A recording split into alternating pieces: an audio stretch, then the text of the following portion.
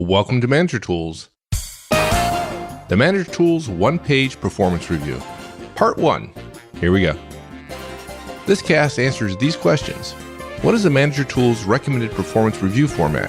How do I fill out a Manager Tools performance review form? What information is it important to have on a performance review form? Well, if you want answers to these questions and more, keep listening. Folks, long before you can deliver a great review, you've got to learn how to be a good manager.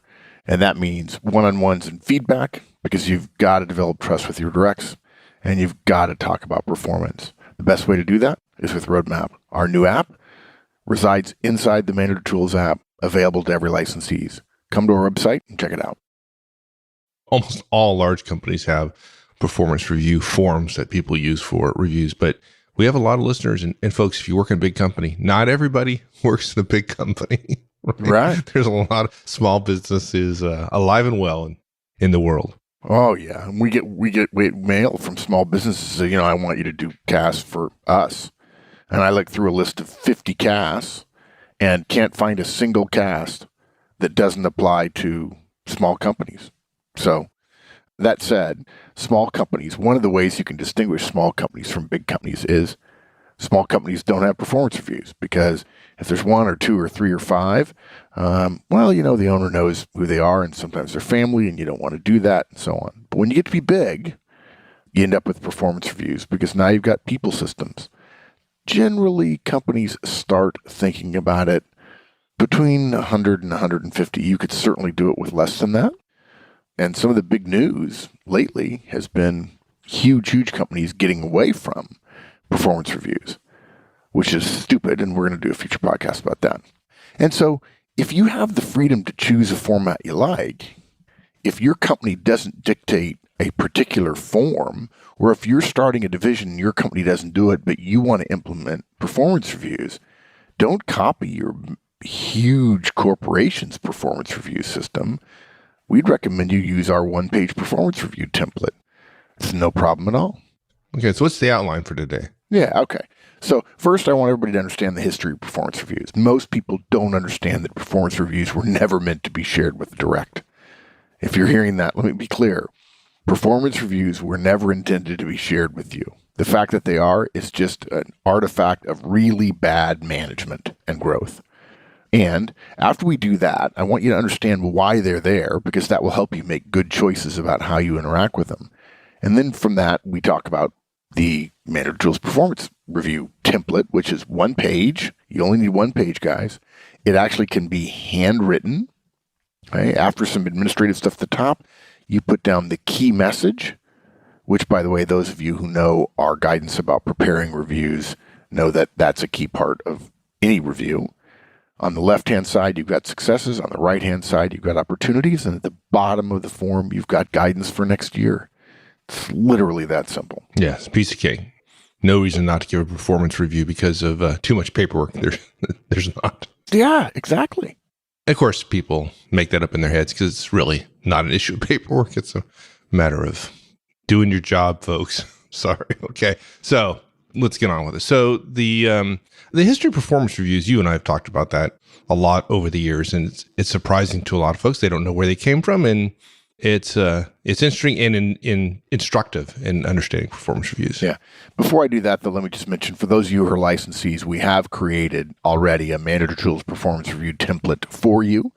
It's available in .doc and PDF formats if you're a licensee. So please download it. If you're listening to this cast, it'll be available.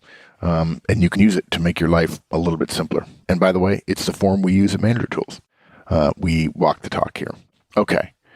If you think of performance reviews as a vehicle for feedback, you're totally in the mainstream, and you're wrong, at least from a historical perspective. Performance reviews, annual reviews, whatever you call them, as most of us know them, an annual review of your performance, were never created to be feedback devices. They were not shared with the person being reviewed. How is that possible? Yeah, exactly. You think about it. Why would a manager do that? Why would a manager write a review of performance and then not share it with the individual? Yeah, it's crazy. Like why would managers have thoughts about people's performance every day, and not share it with them? Are you going to suggest that never happens? Yeah. The reason they didn't share it is because the original purpose of performance reviews was succession planning. The organization that invented them was the United States Army after our Civil War in the 19th century. And that makes sense when you think about it, because military organizations have an especially urgent need for succession planning. Succession decisions are often literally in the heat of battle. Yeah. People die in the midst of performing their duty, right? Yeah.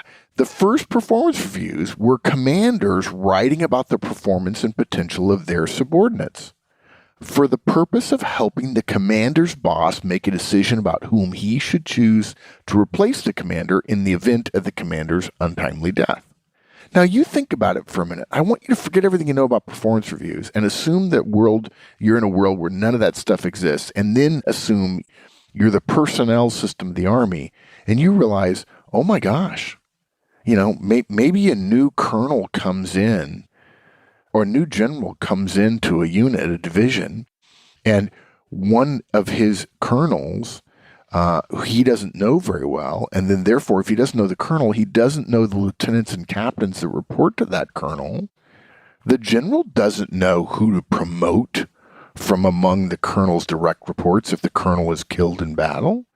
The Army invented it in part because of the problems we had in our Civil War with succession planning. Now, notice, in other words, if I'm the colonel and Mike's the colonel, and I'm the commander who reports to him, I'm a company commander or a battery commander in the artillery, which Mike was at one point in his career. But now Mike is the colonel. He's my boss. I'm only a captain. So you didn't even have to say that. People assume that. Of course, it just rolls off of you. It's just so obvious, just natural leader. The organization, which is Mike, to me, my boss, needs to know some stuff about the guys who report to me so that Mike can make a decision if I meet my untimely demise. But you'll notice that's not a feedback mechanism. Feedback is a behavior that's practiced by individual managers to encourage effective behavior in the future. It's not even a performance communication system, because performance communication as is used today means from the reviewer of the work to the person who did the work. Feedback or performance communication, by definition, requires the performance being discussed is being discussed with the person who engaged in the performance. Feedback means the communication has to go back to the performer. That's the whole point of it. But performance reviews were originally built, and by the way, folks, their form today is essentially very similar to what it was in the very beginning in a lot of ways. They were originally built as an organizational system, not as a managerial system between each manager and each one of his or her directs. It was an organizational system to help the organization. If you think of the manager, and this is a reasonable thing to do, it's how organizational theorists think about these things. If you think about the manager of a direct as representing the organization of that direct, that's what role power is. Performance reviews were designed to facilitate one part of the organization, the manager, talking to another part of the organization, his or her superiors, about something the other part of the organization, in this case, let's say Mike, my boss, about something that Mike doesn't know, or about something that I know, the direct's performance, but the rest of the organization doesn't. Mike can't keep track of, if Mike has 15 captains who report to him and he's a colonel, he can't keep track of the 60, 70, 80 lieutenants who all report to those captains. Yeah, you can't, keeping track of you is enough as it is. I mean, yeah, really, exactly. Come on. Okay, so that was the reason for the system. And some of you have written to me that they've heard me talk about this before on air, that you can Google General Patton from World War II, his review of Omar Bradley. And I think it's one paragraph. And it said Omar Bradley is the finest general in the Army of all the ones, all the generals in the Army. And I should know because I know all of them. It's not a bad review, by the way. No, it's not a bad review at all. Two of the greatest generals, up there with Rommel for World War II in terms of fabulously successful as leaders and officers and tacticians and strategists and so on. So look, fast forward 70 years. The military has this system in place to let leadership know. It's for junior people to communicate to more senior people so senior people can make smart choices. Okay? In fact, interestingly enough, folks, succession planning was essentially one of the core incredible strengths of GE during the time of Jack Welch, when Jack Welch was widely regarded as one of the greatest CEOs in the history of the modern world, because he did incredibly detailed succession planning to make sure that the right people were in the right job at the right time. That's why, as I tell people all the time, anywhere from 25 to 40% of a CEO's time, the really, really good ones, are spent on people, because the CEO can't do everything. If you have a 50,000 person company, the CEO's not, yes, he or she's got to set the direction and so on, but then they're talking to people and they're checking on people and they're finding out who's good, and they can't control everything. Controlling a 50 or 100 or 200,000 person organization is, it's not just an illusion, it's a delusion. You can't do it. And there are egos at that level that think they can. Okay, so we've got this organization that needs to be good at succession planning, and they've come up with performance reviews. And so the Captain Horsemans of the world write notes to their boss, Colonel Ozan, and talk about the lieutenants that report to Captain Horseman. And again, the lieutenants don't know what I'm telling the colonel. Okay. I'm communicating privately to my boss. Now, it may very well be that I've told my directs how they did. It may very well be that I've told one of them, hey, you're my number two. But that's not part of the review system as it was originally laid out. Okay, now, fast forward 70 years. Following World War II, the number of large organizations in the world exploded. The rebuilding of much of the world's infrastructure and the relative peace following World War II, as opposed to the time between World War I and World War II, and to some degree the Great Depression, there was massive economic growth in the world from roughly 45 to 65. What that did was drive corporate organizations to become big, sizes not dreamed of outside of governments and militaries. And in fact, in case you're wondering, folks, the militaries of the world are why your organization is structured vertically the way it is. The world's military were very nearly the only examples of large civilian organizations, or large organizations, that civilian organizations had to model themselves after. And basically, if you're getting big and you need to look around, the railroads stole it from the military, and then everybody else stole it from the railroads. The military has had a long history of practicing the processes and systems internally that brought that structure to life versus just theorizing about what it's like to run a 10, 20, 30,000 person company. So 70 years later, corporate and civilian organizations had already adopted the performance review as a succession planning device. Results weren't shared with the employee being reviewed. But as the organization grew, they realized, these organizations, corporate organizations, civilian organizations, they realized they hadn't adopted the manager to direct feedback tactics of the military. In other words, the other system, the close communication about performance, the tactical reviews, the hot washes, the lieutenant, you did this well, but you didn't do this well. You need to tell the sergeants this, you need to do this, you need to take care of this, and so on. Those kinds of things hadn't been put in place.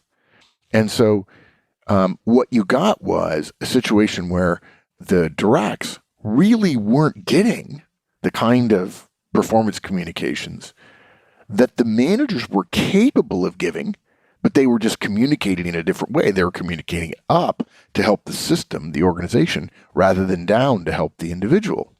They hadn't adopted those tactics of the military and other successful organizations at the lowest level, what we would call in the military small unit tactics. Right. I just want to highlight something you said that I don't want people to just kind of go by people, is that they operationalize that feedback. It's not as if every manager, every officer in the Army was all of a sudden a great manager and just intuitively knew to give feedback to their directs. That's not true. What the military did was operationalize the day-to-day giving of feedback through things like hot washes, etc. There were systems for it. So Yeah. I don't know. I don't want to go down the rabbit hole of talking about systematizing management and why we might want to think about that. But anyways. Yeah. And full disclosure, folks, in case you're going to write us and ask us, no, I didn't learn any of this stuff we share in terms of one-on-ones, feedback and coaching and delegation and so on in the military. That happened later. It just so happens that when it comes to performance reviews and succession planning, the military was first. And not just any military, but the U.S. Army, where Mike and I served. Okay.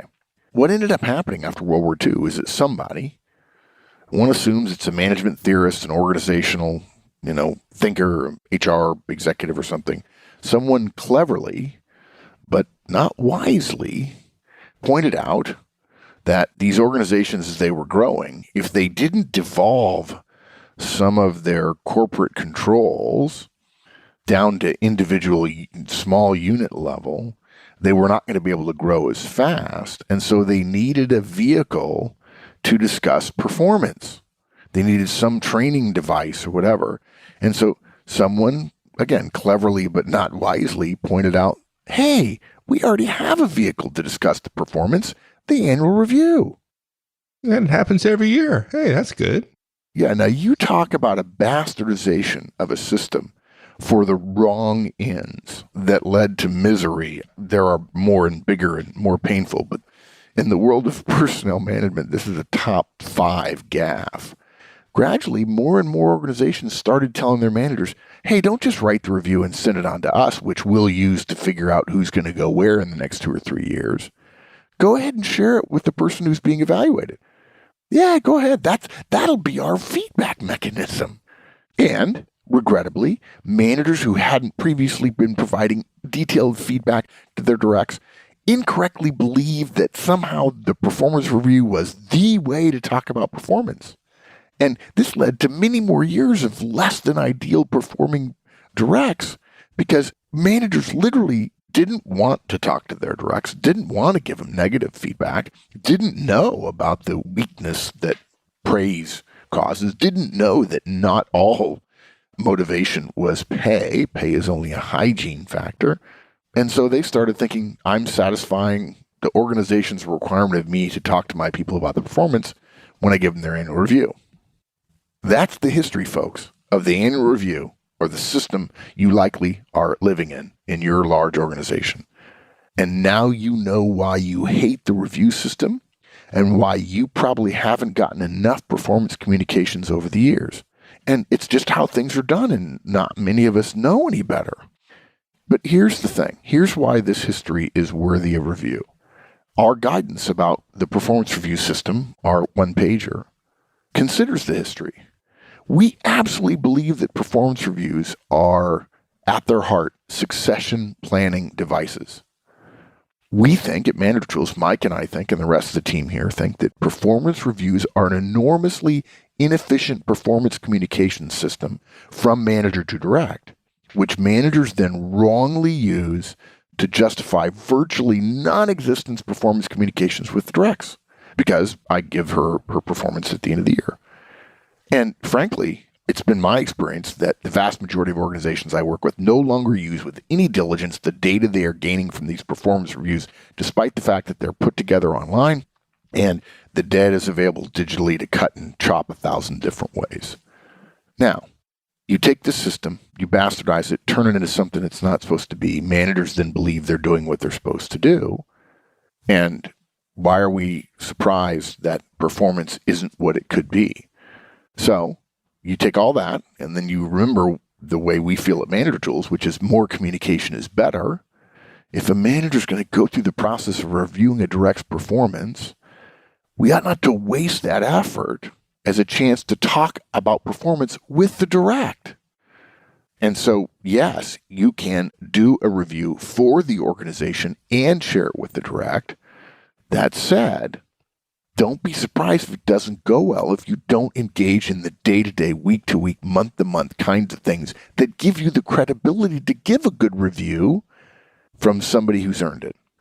So that's why we talk about developing trust with your directs and developing a relationship with them, communicating with them frequently, and then also trusting them enough and building enough trust and respect with them back and forth, a mutually respectful relationship such that they can hear you when you give negative feedback and you give it frequently enough that there are no surprises. Heck, that's one of our rules about performance reviews, no surprises. And I would say it's the single biggest rule that's violated, other than handing people their review right before they sit down and then surprising them that way. And we actually believe that the feedback model, if there was no succession planning, if there were no performance reviews, if we got rid of that, which virtually everyone is doing, but every manager in return did feedback our way or some way fairly close to our way, frequent, small, as our friend Matt Bentliff says, smaller and sooner, not larger and later, when things get freighted with politics and emotions and fear and feelings of status in society because of your paycheck and so on. Smaller and sooner is way better. And that's why we have a feedback model that takes 15 seconds. So that's the history. Yeah. And the great thing about all that is if you use that, then the performance review at the end of the year is a piece of cake, right? It is a non-event. Yeah, I use OmniFocus every year. And every time I give positive or negative feedback, I make a note in OmniFocus with a little code. And then when I get ready to write reviews, mid-year, end of year, I just call up all the codes and, for each one of my directs, how many positives and negatives, what was it for, what themes do I hear, and so on. Go back through all my one-on-one notes. It's a no-brainer.